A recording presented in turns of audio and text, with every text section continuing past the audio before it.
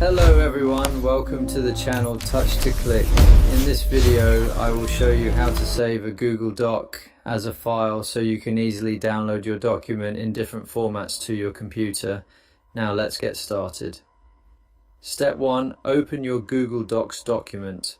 Start by going to Google Docs and opening the document you want to save as a file. Step 2. Click on File in the top left corner.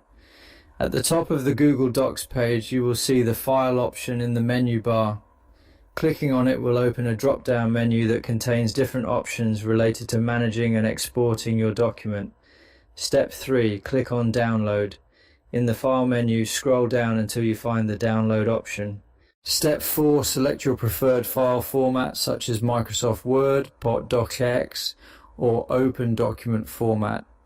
Google Docs gives you multiple format options so you can choose the one that works best for your needs, depending on the software you want to use later.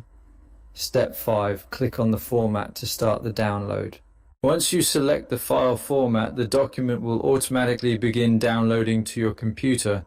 The file will be saved in your browser's default download location. Step 6. Open the downloaded file from your computer if needed.